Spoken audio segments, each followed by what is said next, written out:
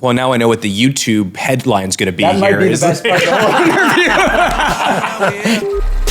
Started from the bottom, now the whole team here. Started from the bottom, now we here. Started from the bottom, now my whole team in. Started from the bottom, now we here. Started from the bottom, now the whole team here. I done kept it real from So the this jump. Big Shot thing is super fun. We're having a great time. People are loving it. It's a little expensive. Just to say it. Like, you know, at the end of the day, we are, you know, I'm glad you said it. we're still stingy Jews here. Like it's really quite expensive. And you and I are funding this whole thing ourselves. not so cheap. I think at the very least, we should at least promote our tea business. You all see the production quality. The production quality is incredible. Yeah. We have an amazing staff, Yeah. tons of producers, and it's a little expensive. Yeah. So I'm obsessed with tea. I built David's Tea. I left many years ago. And Harley I actually can't believe we're encouraged doing me. this. This is perfect. We're doing this because you know, we have great tea, but we got to pay for Big Shot. Perfect. So Harley got me back into tea. I would curate these green tea collections for you. You're having trouble sleeping Yeah. in the evenings. I'm like, oh, you got to switch coffee. You don't need 10 coffees Well, a day. if we're going to tell the story, let's tell the Yeah, story. all right. I had been drinking so much during the pandemic. I was by myself, obviously, like the rest of us were, and I was drinking a ton of coffee. And my anxiety was peaking. And actually, you had said you should switch off of coffee in the afternoon and move to really high quality green tea. The caffeine in green tea interacts differently. You don't get the big spike and crash. Yeah, it's like a calm alertness a little almost, bit calm right? alertness, Yeah. and green tea's amazing, like really high quality green tea. And then But frankly, like most people, I had never Yeah. had high quality green tea. Most of the tea that I had consumed in my life, it was like in a gift. Like I'd give a Right. talk somewhere, and they give me a gift box or some sort of gift package, and there would be some like random tea Right. bags in there. But I had never actually had really high end green Yeah. tea. So you very kindly started curating this box of incredibly high end, amazing green tea. And you also began to sort of, you know, jerry rig these accessories for me. You'd say, drop it in here for 3 minutes and then take it out, make sure it's not steaming. And you just created this incredible tea setup for me. In fact, you know this, but next to my home office, I now have a little tea area that you actually created for me. Right. But green tea in particular, and having you curate this tea for me was this incredible new element of my life because it allowed me to stay really energized, really focused in the afternoon without having any issue with sleeping. And that was the inspiration for Firebelly. Finally, I was like, you're like, you know, let's do it. I'll be your partner. So we started Firebelly Tea. Most people want to take a tea bag and dunk it in the water. And the reality is there's this rich experience you can get with tea where you take the time to make it properly, whether it's green tea, black tea, oolong tea, herbal teas. We're doing something special with Firebelly. Yeah, so Firebelly is the highest, the best tea, and actually you got a chance to design every single accessory yourself. Absolutely. You went ahead and figured out, this is the best teacup, this is the best strainer for it, this is the best whisk in terms of how to make great matcha. But this is the best tea and the best tea products ever. And please buy our tea. We need a way to pay for more Big Shot episodes. So we don't need your money, but we would appreciate you buying some amazing green tea from firebellytea.com. It is not just a pitch, it is also the greatest tea ever, and it would make us really happy. If you don't like it, we'll give you your money back. No, we don't do that. We're not giving the money back. Why not? We're keeping You're your gonna money, love it. but you're gonna love it. You're gonna love it. All of a sudden, you're such a big shot. You're giving people's money back. Don't give the Or money you'll back. you'll give it as a gift. It makes a great gift. It's a great gift. It's great tea. It's great accessories. You actually will really, really love it and allow us to pay for more of these Big Shot episodes. So that's our pitch, and all of you must be laughing wherever you're sitting right now watching this. We don't care. We actually know tea well, though. we also know e-commerce well too. Yeah, true. So we know e-commerce. We know tea. Firebelly Tea. Go buy some. Help us pay for more Big Shot episodes. So I know our audience. I know our audience really well. They're gonna say, yeah, They need the we code. love your tea. We want to buy from you. We want to support Big Shot. Is there a coupon code? Like I'm gonna get my aunt or someone in my family's gonna call me and be like, I love the tea. It's really great. Can I get a discount? So is there a code we can give them? Big Shot 15. Big Shot 15. Okay. Big Shot Use 15. code Big Shot 15 for 15% off our tea and tea accessories. And if you don't like the tea and you don't like the accessories, David will give you your money back. I will not. He will. That's it. I'll give you your money back. I Okay. got you. All right. I won't. From the bottom, now we here. Started from the bottom. So for those of you that are just tuning in, make sure to watch part 1 if you can before you watch part 2, because part 1 is incredible. There's amazing stories. There's amazing context. I mean, we talk about him having to win over his father-in-law, his first hotel, how he gets into the hotel business by he ends up building a motel for someone else and does something completely unconventional that adds a ton of value that most people wouldn't think about doing. And now part 2, I mean, this is incredible. I mean, we follow him through each hotel. Some of them don't go so well, and he ends up in hot water. He changes the entire Four Seasons business model. He also goes really deep in part 2 in terms of his love and his relation with Rosalie, and how that love has been one of the superpowers, the secret sauces to not only his life but to the entire Four Seasons empire. He talks about work-life balance in a way that, frankly, I've never seen anyone or heard anyone articulate that. He provides incredible wisdom in terms of how all of us should be thinking about our own joie de vivre, how we should be living a fuller life. The connection that he has to Rosalie is so inspiring. Right, and we learn about some key moments in his life that cause him to look at his own philanthropy, and he ends up being a major sponsor. And frankly, one of the reasons why, I mean, Betty Fox, the mother of Terry Fox, the famous Terry Fox Run, once said there would be no Terry Fox Run without Issy Sharp. And what he does there, and he creates this worldwide movement around it, and it's just remarkable. Yeah. And then, at the end, he hits us when we just... You're not supposed to talk about this yet. You're not supposed to tease this out yet. We got to tease this out just a little bit, no? Okay, just a little bit. We ask him at the end to give us one final piece of advice. And his answer left my jaw and David's jaw on the floor. On the floor. I could not believe he said that, and he does. And honestly... He's right. I've been thinking about it for a long time. Yeah. That is one of the best pieces of advice that I've ever received in my life. Absolutely. You got to watch this. You got to watch this. What I think stands out more for most people that are going to watch, most people that have experienced the Four Seasons, it is less about the real estate as a visitor, as a consumer at the hotel, and more about the service.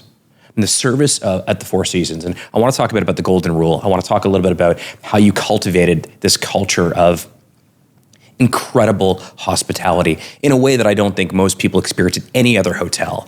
When you first sat down, I told you that I've been on the road for a couple weeks now, and one of the things that's sort of like a breath of, like a warm blanket, is when I walk into a Four Seasons. I'm on the road and there's a lot going on. I'm stressed. I haven't slept in a while. It's airplane to airplane. But you walk in to this oasis that is the Four Seasons today.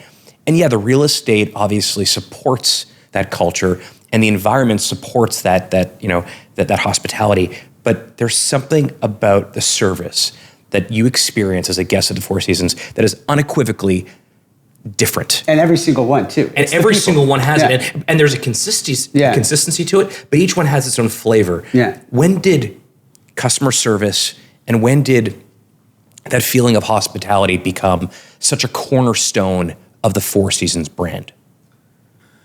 That took time to not to envision, but to create. Because, as I say, we started with this hospitality host concept, and that's really what differentiated us in England and what I knew made us a success. Because in England at that time, if you went into the Dorchester, the Connaught, Claridge's, if you weren't dressed properly, you couldn't even come into the hotel. Yeah, black t-shirt wouldn't work there. That's right. And they looked down upon you. Interesting. You were checking the front desk, they would look up and say, yes, we might have a room for that. Attitude was very much social class. Europe at that time, there was a social class. So our hotel was very different. London, we hired the people and told them this is not how we judge others. We're not the Dorchester, we're not Claridge's, we are the Inn on the Park. And so London was a repeat of the other hotels. Ian Munro, again, he wasn't going to run London because he was already running the other two hotels, but he hired people and explained, look, this is how we operate. We're not, judging people, and we treat everybody the same. It's not whether he's an important person or a worker. Everybody who is coming into the hotel or who works in the hotel, there's an egalitarian, equal approach to attitude about people. So, London became the best hotel, and I knew why. Because we didn't build a grand hotel. I mean, when you went into these other hotels, Yeah, the Connaught or they were Dorchester. palaces. Yeah, sure. Right. Yeah. So we were a modern, building, nothing impressive compared to them, but our people, the service, changed how people were treated in London. Crazy. But you also took care of your own people. One thing that really stuck out for me is that Four Seasons employees are allowed to stay for free at the hotels, which is quite unique. That's totally, when we did our research on this, no other Right? hotel does that. But those things happened over time. Yeah. How you create, how do you get people to respond to what you're talking about, the service aspect. So that happened over many years. So, but London made it clear to me that service and attitude was the key for Four Seasons. So if you sort of fast forward, as we're starting to build more hotels and hiring people, I figured if this is going to be an industry that we're going to compete in, we certainly are never going to compete by being bigger, because there's Hilton, Marriott, Hyatt. These were name brand hotels that controlled the marketplace. I said, we got to have something that's going to make us different, that is sustainable. Because as you both know from your own business, if you don't have a sustainable competitive advantage, you're run over pretty quick. Yeah. Because everybody sees what you're doing, they copy They can just copy it. And You need a moat. I can do it better. Yeah. So you have to have something they cannot do better. Yeah. Sustainable competitive advantage. So I'm telling our people, I think the only way we're going to be able to compete in this business is we haven't got the capital to become big. Is we're going to have to make our service our distinguishing feature. That is how we are going to compete and to be able to continue to grow.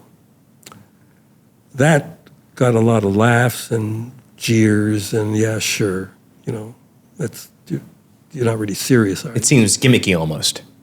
He said, everybody does Yeah. service. How can you make service? It's intangible. What are you Right. talking about? So the senior people in the company really were, wouldn't even think about it. Now I'm in control of the company. As you know, control is a privilege. And it's a great, benefit if you don't have to ask other people. So I didn't want to, I wanted to figure out how do you do it? How can we make service? And at that time, we're talking now 1970s. McDonald's was the number one food, fast food service company at that time. And I know their kids who worked behind the counter always had this upbeat, pleasant, can-do attitude, 16-year-olds who always had a smile and were doing things to help always pleasing the customer. Mm-hmm. So I had a friend who was the president of McDonald's Canada, George Cohan. And I said, George, can I come and spend a day in your orientation when you're hiring new kids? Can I? So he said, sure. So I spent a day. The McDonald's orientation. Sitting down with all these kids at McDonald's orientation program, a whole day. Like, you're running a fancy hotel in London, England. You're sitting at the McDonald's orientation. I mean, think about that. Did you wear the hat and the whole thing? I had hair, so I didn't wear a hat. So I come at 8 o'clock in the morning, and I'm sitting with the same notebook they give you, and I'm listening, going through all the hype that creates. Yeah, would you like fries with that? Yeah. Always offer the upsize the drink. And they showed the technical thing. But I noticed that the one thing that was the most important that they focused on was this film that they had that had to be 15 to 20 years old, the way that people were dressed, etc. But they were showing that film as the number one focus point for all these kids. Now listen, see what's happening in there, and then I will explain it to you. So they focused on this one film to try to get these kids to understand what service was all about. Like an instructional video. It was only attitude, all about attitude. Everything came down to attitude, attitude, attitude. So I'm thinking about it, and I say, you have to get something then that sticks. Because at that time, McDonald's ads on TV changed every month. Every month, millions of dollars. And here on the most important thing that they wanted to the message. One single video. 15 years old. Because the message was current. Never went out of style. Timeless. Timeless message. So I figured if you could have a timeless message to talk about your employees, then you don't have to change it. You don't have to keep reinventing the wheel as times change. It becomes what you stand for. So I take all our senior people, and I say, I want you to come with me, and we're going to spend a day on McDonald's. We'll do it again. Wow. You brought the Four Seasons. You brought the Four Seasons staff to McDonald's. All my senior people, 7 of them. These are the senior people. The guy heads in hotel, development, everything. Can you imagine going to your senior team, your executive team? We're going to McDonald's, follow okay, me. I got this great idea. Here's how we're going to go and figure out hospitality. Okay, we're going to go. We're going to go sit in on the orientation for McDonald's with a bunch of teenagers. I mean, they must have been mind blown. They said, you're joking. We got better things to do. I said, I know you do, but we're going. Sure. So, you're the boss. You They go. have to do what the boss says. So they go, and they're sitting, and they're joking and laughing and making jokes about it. And I'm sitting, and I'm taking all this in. So one of the guys says, look, they're selling hamburgers, and we're selling filet mignon. I say, I know what we're selling. It's how we sell it.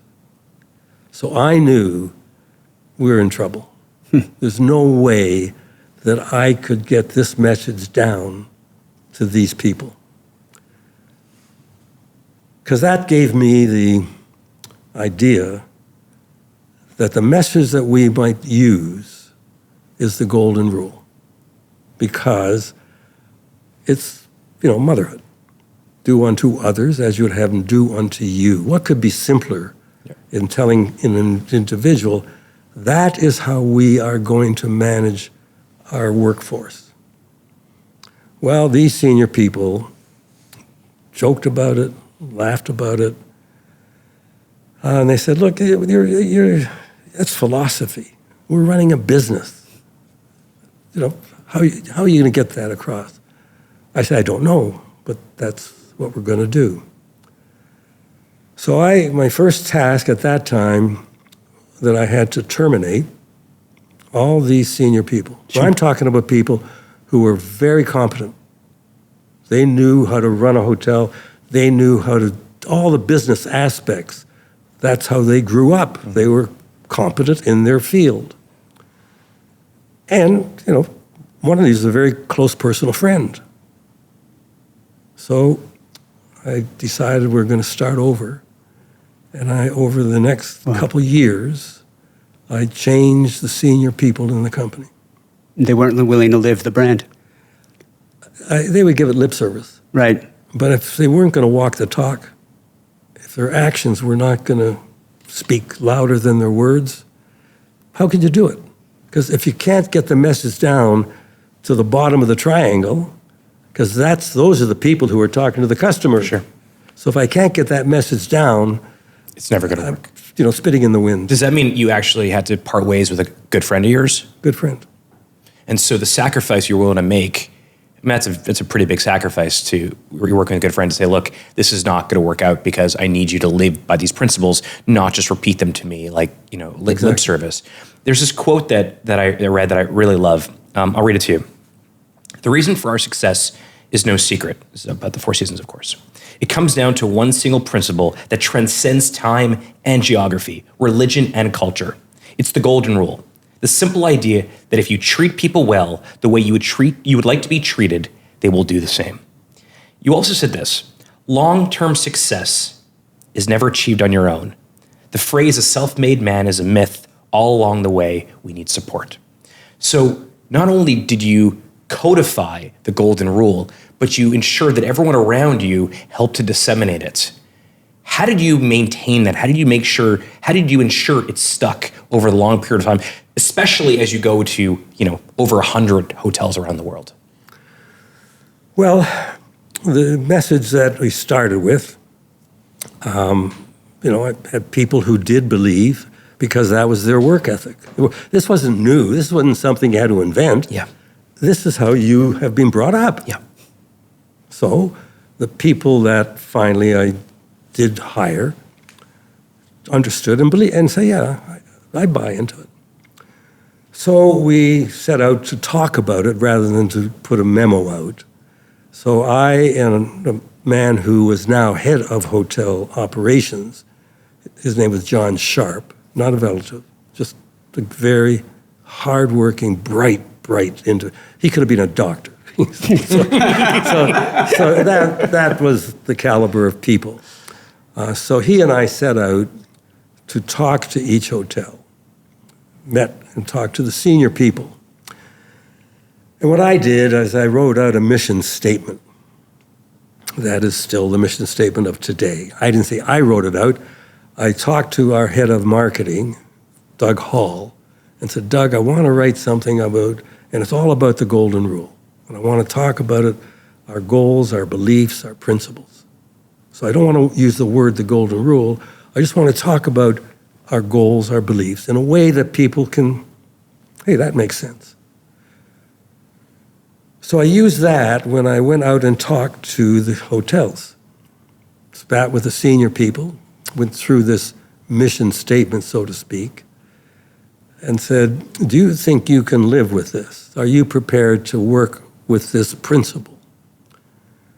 And most of them said, yeah, I think we can do that, but how are you going to get everybody else to do it? I said, well, you're the senior people in this company, in this hotel. If you do it, They'll do. And you come across people below you who don't, make a change. So you, as the leaders in this hotel, are going to be responsible for making sure all the people below you are going to walk the talk. They're the keepers of the culture. And if they can't do it, there's no way they can disseminate it to others. And they said, what if they don't do it? I said, well, they'll have to cut bait. Yeah, this is what we stand for. So how they you said- do things don't stop changing, but what you stand for never changes. Yeah. So they said, you mean if some of the senior people, like they're talking about their peers, Right. because not everybody necessarily buy, what about them? I said, the rule applies to everybody. So if you see things that aren't right, there are senior people above you who will take action. That took a few years. Yeah. But what's amazing here is the backdrop of all this, I believe we're in the 70s now, right? Now, my understanding is the economy was not great in the 70s. No, we ran- huge inflation. You're building, I believe, a project in Vancouver, was Yeah, it? With yeah. the Eaton family, Cadillac Fairview, TD Bank. Right. You could have lost it all, right? The costs are rising. You have a fixed contract price. Here you are philosophizing about the golden rule. And, I imagine your CFO. And the business is going down the drain. And the business is going down the drain. I mean, How do you get through that? yeah. Well, one doesn't necessarily conflict with the other. Yeah. Business problems, and you're right, Vancouver was going to be a disaster. And it wasn't like I knew that, because the principle that we were building Vancouver was already a formula of success. Mm-hmm. That's how I got London. That's how other hotels that were built. You start a hotel, you build it, you own it, you run it. Mm-hmm. That's how the first 6, 7 hotels, we owned the real estate. Yeah. Or we leased the real estate, which is like ownership. Yeah. So you have the real estate, you run the hotel itself, all of it is Four Seasons. Yeah. So we're making money on the operation, we're making money on the real estate. Right. So it's good. Yep. Very good business until Vancouver. Because the Scots, as you're right, inflation hit, and I'm responsible for the cost, and I don't have that kind of money. So I approached the three landlords, so to speak, and say, look, I can't go ahead with this. I've spent all the money I've got, and clearly we're not going to be able to finish this hotel, so I'm at your mercy, and here are the keys to my company. Wow. So they said, look, we don't want to run your company, and we want this hotel to be what you've already built. So I said, I haven't got the money to live up to this contract I've got with you. So they said, well, what if we reorganize? I said, well, that'd be different. He said, well, you go ahead and finish the hotel, and we'll talk about it after. So I went on spending money I didn't have, and after the hotel was finished, we had a meeting with Thompson, Fred Eaton, and it wasn't Eve Diamond or Neil Wood. Wow. Cadillac Fairview. I said, okay.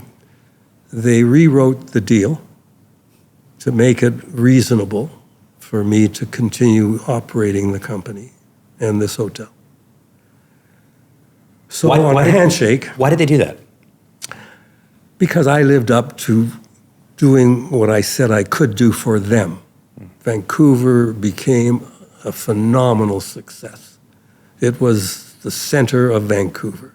And at one point, it looked like it wouldn't happen. Right? And they had built, these 2 office buildings that they wanted the hotel to be the feature. Yeah. And it was. It was spectacular. So I lived up to the promise of what I said I could do for them. And they didn't need my money. Yeah. So for them, we had made a deal, and they rewrote the contract so that the rent we could pay would be reasonable. And that changed the company completely. The business model of Four Seasons changed. From that point forward, I decided we can no longer own the real estate of a hotel. But I believed in real estate, and I said, but we should still take a participation in the ownership. So I arranged a business model that we would become a management company, but we would still take an equity position that we could afford. And I determined, now remember, I still don't have that kind of capital.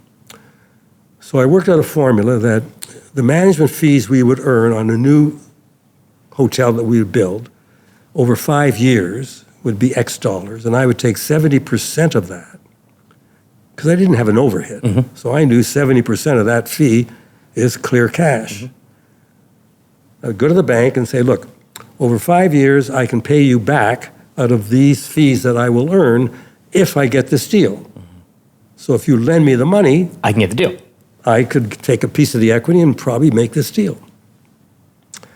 So that became the business model. So it's sweat equity, Well, right? You're saying I'm gonna work the management fee, and part of that's going to be my equity. right. Yeah. But I'm borrowing the money Right. and putting it in, cash on delivery. Okay. Okay. But the principle of the business deal was that if there was additional cash required, and if I had a 10% or 15% ownership, I wanted the privilege to reduce my equity or put up the cash. But I would never be obligated for money I didn't have. So my equity might go to 0. Mm-hmm. So I could lose my equity, Right. but I would have the management contract, which would give me the income. So But that meant that you effectively, if you're going to be the management side of these hotels, you have to be the best in the world at that management. we have to earn our rights. You have to earn the right to be the Right. management 'Cause they can change of it. the name on the- because on the door. they can say it's not going to be Four Seasons, it's going to be It's something St. else right now. Regis That's or right. whatever, yeah. So you have to be so good at the management piece that everybody wants you to be their partner. Well, at the beginning, remember, 7, 8 hotels. Who are you? What do you That's right. do? So you make a deal. Yeah. I'm a good salesman. I know that. I make a good first impression, and I never disappoint. So I live up to what I say, and I can be a charming partner. Yeah. So I've been able to make very good business relations that exist to this day. So I could make a good business deal, which I did. Well, you don't just make a good business deal. You've made good business deals across multiple different cultures. I think one of the things that I found fascinating in Rosalie's book is she describes you going to Japan to talk to, I believe it was the Industrial Bank. Yeah. And he starts telling you this story about the shoguns and how they would exchange their wives as sort of a guarantee that they wouldn't be held hostage. Right. And then at the end of this nice lunch or dinner, he turns to you and goes, I really want to meet your wife. And you said, as long as you don't hold her hostage. And he bursts out laughing. He says, we're going to do lots of business together. Yeah. I mean, every culture has different norms, different senses of humor. How are you able to do that, not just be a charming salesperson in your own environment, but then to take that and do it across all these different countries and cultures? I think it's my upbringing. I've never felt uncomfortable being in relating and dealing with people at different levels or at low levels. So it's just, I think, a personality trait, combination of my mother and my father. My mother's chutzpah, which gives me the confidence and belief, and my father's good nature. Yeah. Always nice to be around, always positive, always never a negative word out of his mouth. So I think that combination of a personality has allowed me to make good impressions. Yeah. And I've done that through dealing with the most tough business people out of New York, and to the more gracious people in the Far East. So it's been a part of my DNA. Yeah. But the business model is what has got us through all these economic downturns. So when interest rates went up to, 21% in the 80s, you're not caught with having a financial burden that you have to worry about. The pandemic, hotels closed. If we were responsible for the ownership, we'd lose those hotels. But the partners who own those hotels have a lot of, deep pockets. So the business model of becoming a management company, we still will put money into the hotels that we're building to this day. We'll either invest in equity or invest in a management contract. So I'm still a believer in real estate. I know if you can hold on to it, if you've got staying power, you will always make money in real estate. It's only the time that you're forced to sell, if you must, that you lose. Do you think that's still the case going forward? Do you think that's a timeless principle? It's timeless. Because real estate's a diminishing product. Yeah. It's not enough. Used up. That's right. Look downtown here. Yeah. It's They're ridiculous. not making more land. Right. So now that's gone. Now where else do you go? So the ownership of that land will appreciate over time, always. The buildings might depreciate and give you a tax write-off, but the asset itself will always continue to increase in value. By the way, we have a tradition on Big Shot where we make a deal on every episode. So we'll talk after about how we can get in on one. I think actually we just need Firebelly Tea across all the four seasons. Yeah, Issy, I want to ask you something sort of on the personal side. David and I have been entrepreneurs like you for most of our lives. I started my first DJ company when I was 13 years old because I wanted to be a DJ for bar mitzvahs. Nobody would hire me, and so I hired myself. So entrepreneurship is something that is not only a passion for us, but also how we've built our lives and our livelihoods and support our families. One thing that we struggle with sometimes, we both have incredible partners in our life, women in our lives, our wives. Emily for David and Lindsay for me. And often we struggle with the balance, if you can even say that. It's more like, we don't really believe in work-life balance. It's more like work-life harmony for us. We try to combine all these things. But one of the things in preparation for this interview that David and I kept stopping and like having kind of these sidebar conversations about is your relationship with Rosalie. And what we'd love to learn from you is, how do you balance being a great entrepreneur, a great leader, with also being a great father and a great husband? I'm not sure. I mean, we try our best. We're doing whatever we can.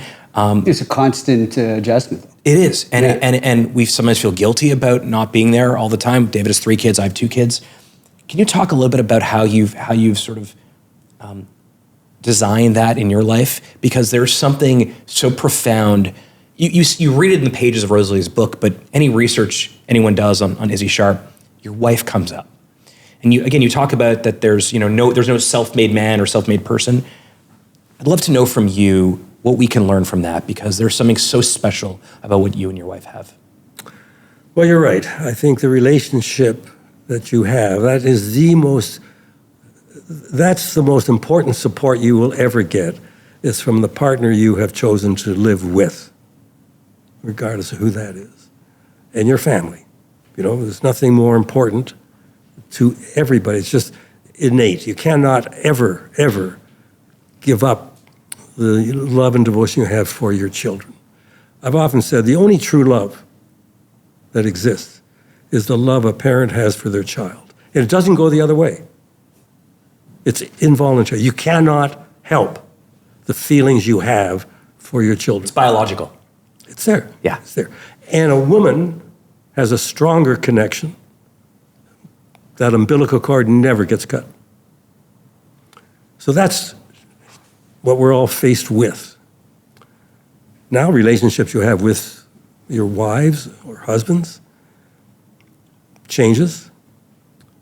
And that's what breaks up a lot of businesses and marriages. Mm-hmm. If you're fortunate, look, when you get married, you're young. What do you know? Right. It's sex, it's emotions, it's, hey, you're good looking and all that. All right. These things go into those first of relationship building. And it's a question, doesn't change. Mm-hmm. But what else happens in the course of your growing up together? And I think the fact that if you continue having the respect and appreciation of your spouses, never losing the fact that they're special, the same feeling you had because of the hormones which drove you to get together, does now it move into a different level of knowing the person, who the person is, and continuing to appreciate and respect that. So when you ask them a question, you're talking about something, you really want you want to know what they have to say. You're not just saying, you're being polite to say, what do you think about this? You want that answer from that person. And I have found over the years that appreciation gets stronger and stronger. This morning, when I'm talking to Rosalie and doing something,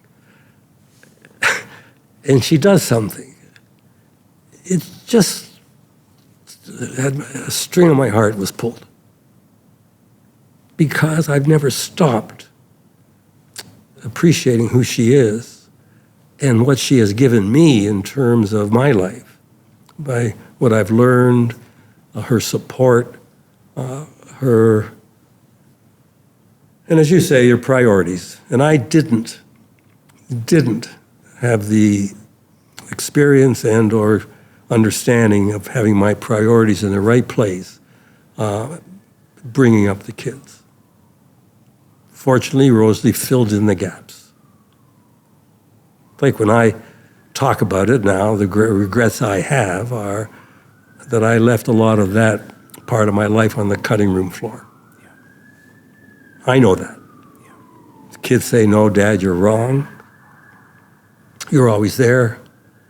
And Rosie now says, as much as we, in her book, she says, as much as we try to tell him, yeah, he doesn't want to. His regrets are still there. Yeah. Could you have done it otherwise? No.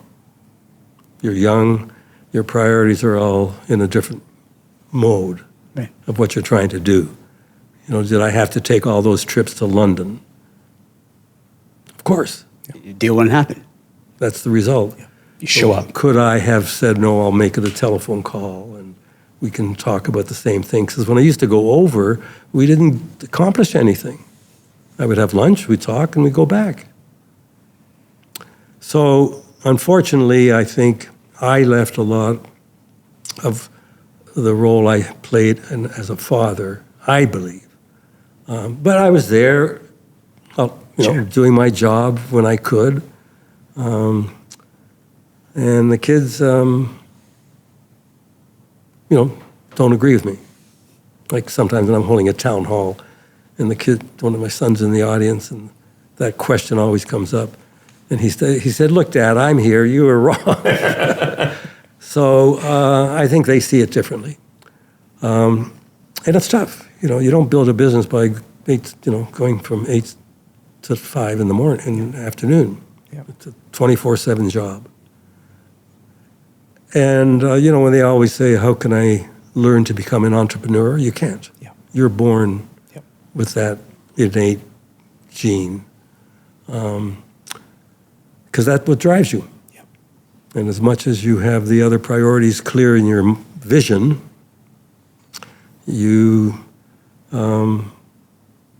some people are better at it than others. So I say it's tough when you're young to know what the right thing to do at the right time. But having a spouse, partner that's there to fill in for you, you probably take advantage of it. Right. I mean, they're so patient, right? They, and I imagine it's a two-way street. But from when you're 20 or whatever, when you meet, you're developing all along the way. And I would think sometimes one partner develops a little faster, and then this one catches up, and then Yeah. No, Rosalie, from my point of view, has never been negative. Has never asked me not to take that trip. Ever.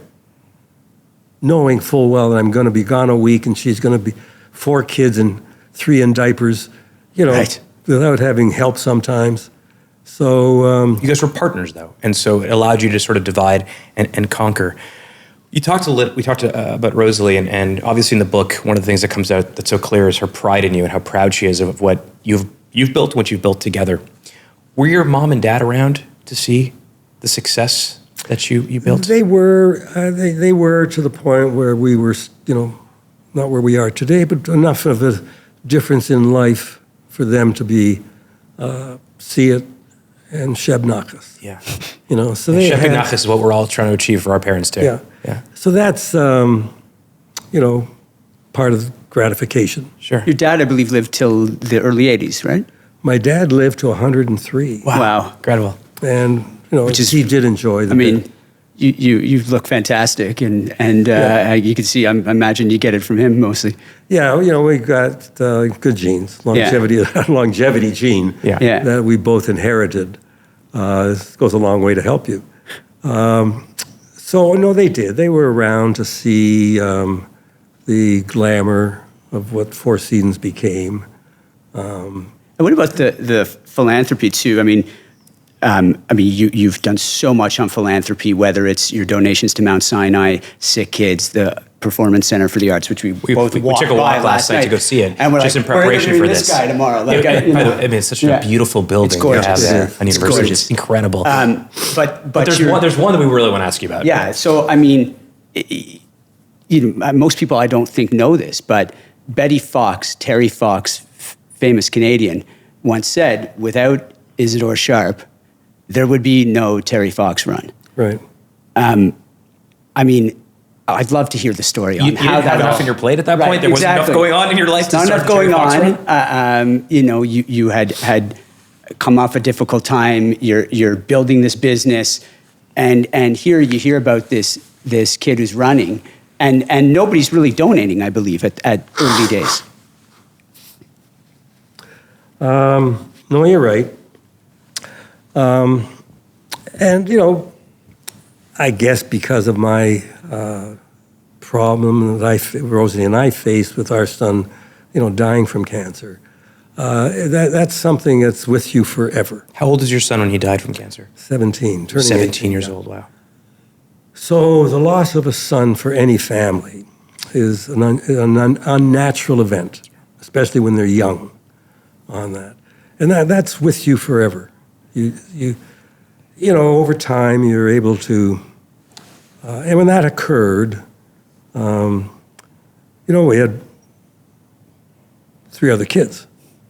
And the trauma and tragedy, you've got to make sure it doesn't get worse than what it is. So both Rosie and I, independently, didn't talk about it, But independently, we both approached it the same way with, we can't cause this to be hurtful for our other kids. So we sucked it up as best we could. We didn't cause each other a problem, because a lot of times families break up because each person is so deep in their grief. But we didn't. We weren't sharing or displaying grief. And what you do, you build up a shield that when you know you're going to a social event, a bar mitzvah, a wedding, etc., you know you're going to hear stories that are going to affect you. So you really build up that preparation, knowing there's going to be things said that's going to bother you. But sometimes there's something happens you're not expecting, and the tears flow. You just can't stop it. So I think I, like a lot of people who have been affected, have a different connection when you deal with cancer. So with Terry Fox, what he set out to do and what he talked about, the suffering that he wanted to do something about so the pain would stop, resonated with me in a way that I figured, we got to help this kid. So I had somebody who went out and tracked him when he first started. Her name was Bev Norris. And she reported back, she said, it's terrible. People don't believe him. They think it's some gimmick, an advertising stunt. How could a kid on one leg run across Canada? And she said, cars are almost running him off the road because they think he's just some advertising.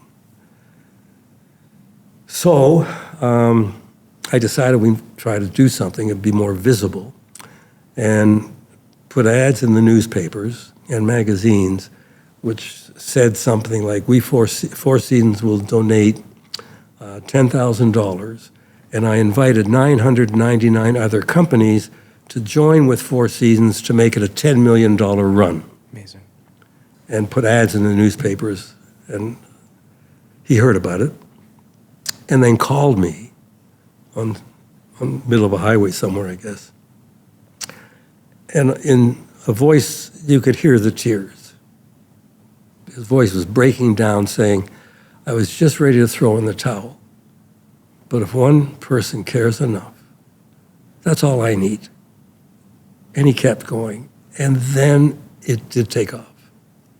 People started saying, hey, look what this kid has already done. A marathon a day. And he hit Ottawa. With one leg. Yeah. Unbelievable. So when he came to Toronto, I did meet with him, and I held a big luncheon for him, an event that went well, and I said, look, Terry, this is bigger than you ever thought. This is much more than Canada. This is a world event. We should talk now and organize what could be done when you get to Vancouver. And what was remarkable about this 18-year-old kid, he was a mature adult. And he just said very calmly, no, I don't want to think about that now. And I knew then. You're not going to make it. He's not going to make it. Because he was running under pain. Yeah. And you could almost feel it when you're with him. So when he had to stop, I spoke to him and his mother and suggested that, if he wouldn't mind, I'd like to organize to do something, and that we'd maybe start a run, not to finish his run and not to make it a marathon of hope, but just a Terry Fox annual run of raising money for cancer, and sent him a telegram outlining what we would try to do. He liked that idea. And he said, but I don't want anybody to finish my run. I said, no, we'll just make it a family affair. So now it's going on to his 43rd year, I think.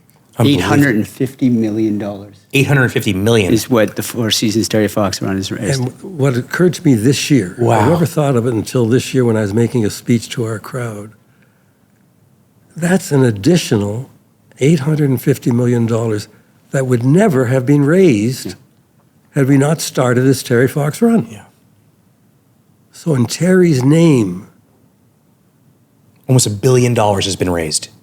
Yeah, remarkable. A young kid set out on an improbable journey He becomes a Canadian legend, worldwide legend. Global legend, yeah. Yeah. He's our Daniel Boone. That's right. You know, Yeah. people that will talk about him Right. for generations. And if he doesn't strike a chord in your heart, and you don't end up giving him or giving 10,000 for and inviting the other 999 businesses in, Happens. Yeah. he maybe quits. And Yeah.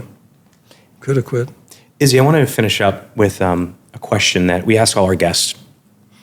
And we started by talking about why we're creating this archive of Jewish entrepreneurial stories. But there's one sort of theme, term, idea that keeps coming up, which is the idea of chutzpah. I'm curious, in your own words, Izzy, what does chutzpah mean to you? I think it's not a personality as a braggart. I think it's a personality that you have a subliminal belief in yourself, that when you believe with what you're doing will work. Even though there's skeptics all around you telling you why it won't work, all the reasons that they can give you. But that doesn't stop you from saying, I know what you're saying is true, because what they are telling you are facts of the past. And you say, I know. You're not telling me something I haven't heard before, but I think this will work. I think it's not going to deter me. You have an inner feeling, and you don't know where it comes from, but it's part of you in terms of your ability to have the courage to be able to persevere against all the odds and accept the consequences.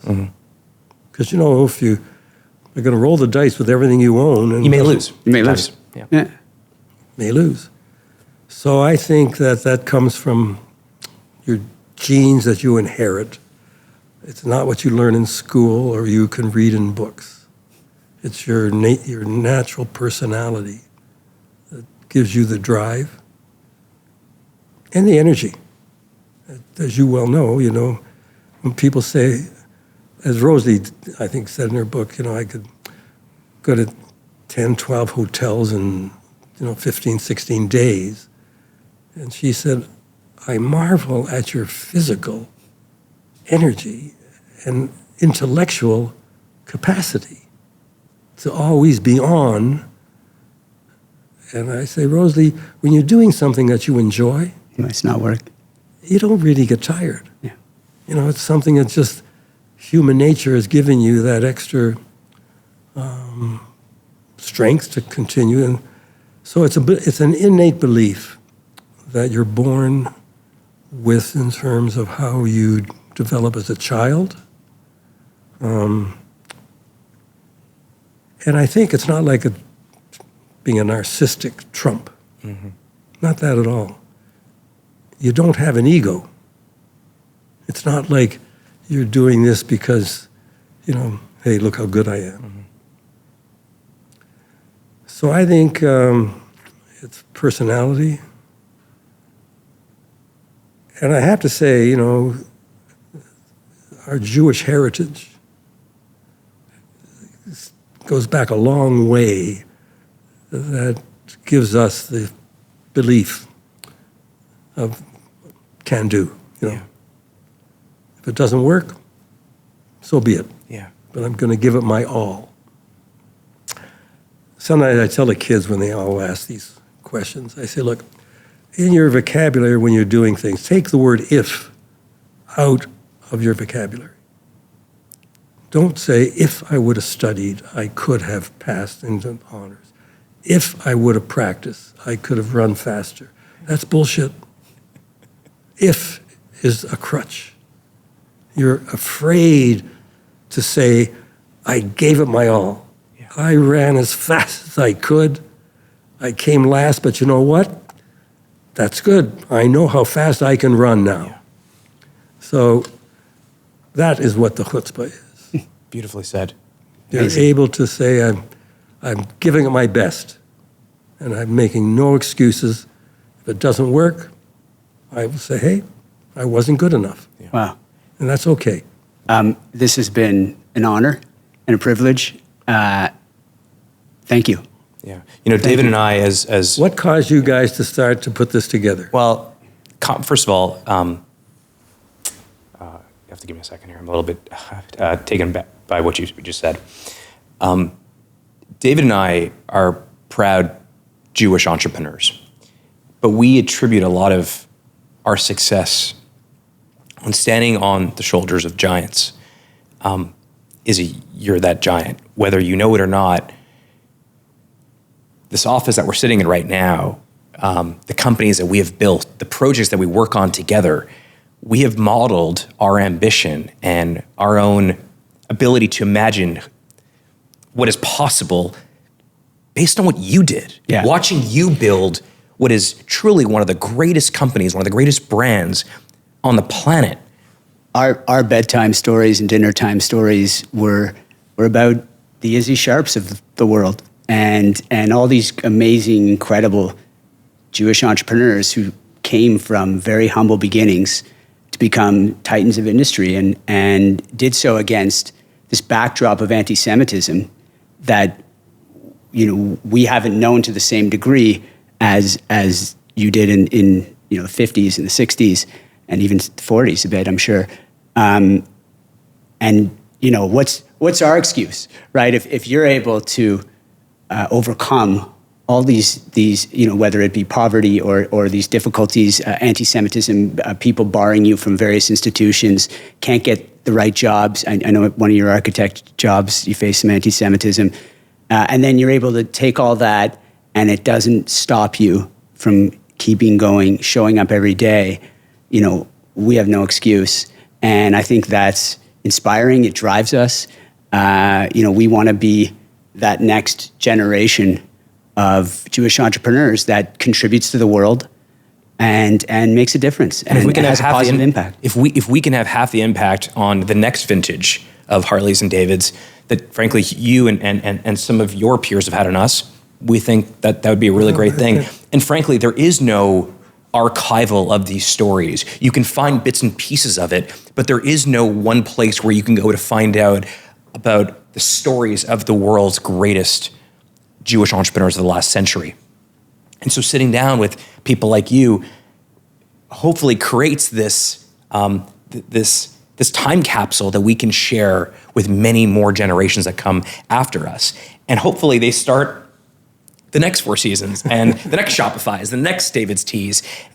That is, to David's point, those are the bedtime stories that we grew up hearing about and listening to from our bubbies and our Zadies. And that's why I say this is partially a documentary, but it's also partially just sitting in a Jewish deli kibitzing and talking about what got us here. It's a little early for smoking, so we didn't, But you know. that's right. But we are so grateful that you spend time with us. You have a million other things you could be doing now. And it is incredibly meaningful to us that you decided to spend a couple hours with us today. So let me leave you with some good advice. Please. Please. That will serve you well. I had played a lot of sports my whole life. You know, I went to school not to learn, but to play games. And it was my life. So after college, et cetera, and I'm trying to still find what am I going to do to give up team sports, I got to start staying in shape. So we built the first, you know, fitness institute. That's what it was called, in the Inn in the Park. So I used to go in after work and work out.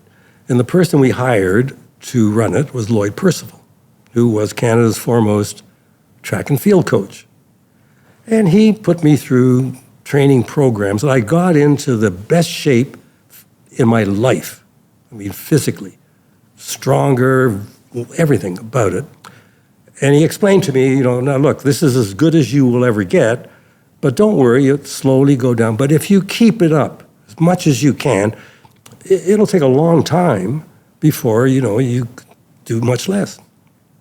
And he said, besides, if you keep physically fit throughout your life and mentally alert, because the brain is a muscle. If you don't use it, it'll atrophy. So keep the brain going as you always have. And I guarantee you, you'll never lose your sex life. He's right to this day. So what else do you have to tell a 35-year-old kid? It's perfect. To get into workout, that's right. Stay in shape, exercise your brain, your sex life will be okay. That's pretty good. That's Sounds pretty good to me. I'm in. That's good. Sign me up. Maybe that's why you've been married longer than pretty much every one of our guests. But by the way, a lot of our guests have not been married this long. Many of them are on multiple spouses. I know, but that's the point. Yeah. Sex is a strong part of people's lives. Sure.